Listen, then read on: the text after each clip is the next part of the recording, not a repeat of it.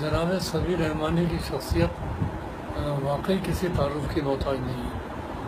वो मतलब कि हमारी अदबी तारीख़ में एक बहुत नए बाब के साथ लिखे जाएंगे। उनकी शख्सियत सबीर रहमानी का बुनियादी तारुफ तो यही आम आदमी के लिए है कि वो एक नात ख़्वां हैं और उन्होंने नातें लिखी हैं, लेकिन ये जब सभी के मजमूई काम को देखा जाता है तो एक हैरत का पहलू इसमें ज़रूर पैदा होता है।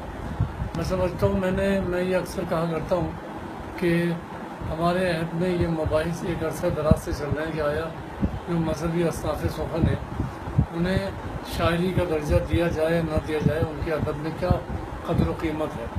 तो मेरा अपना ज़ाती ख्याल है कि जिस तरह मौलाना शिबली ने अनीस के बाद मवाज़े अनीस व दबीर लिख कर ये बताया कि ये मरसिया एक बहुत बड़ी शायरी है जिसमें तमाम असनाफ़ सुखन मौजूद हैं।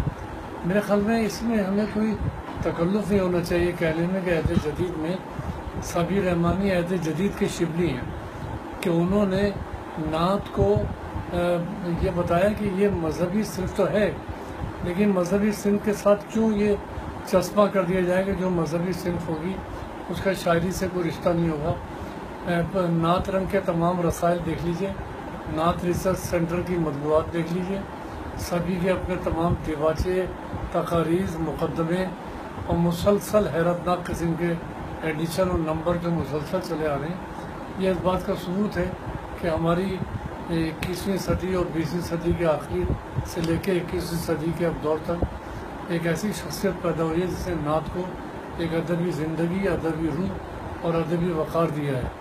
इनके जितने काम हैं, नात रिसर्च सेंटर 50 से ज़्यादा किताबें शाये कर चुकी हैं।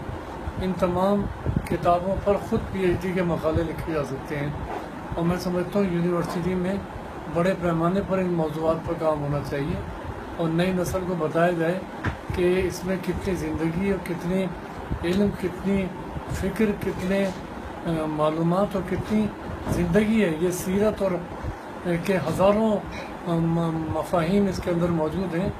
एक एक शेर में ज़िंदगी की एक एक कुल्लियात मौजूद हैं, बात समझने की और उसको कबूल करने की है।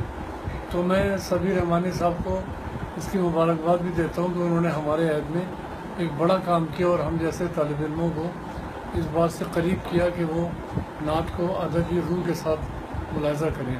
उनके बारे में बहुत कुछ किया जब कहा जा सकता है, और मैं आइंदा कहूँगा भी, लिखूँगा भी। इस वक्त उजरत में चंद बातें थी जो आप हज़रात तक पहुँचाना मकसद है।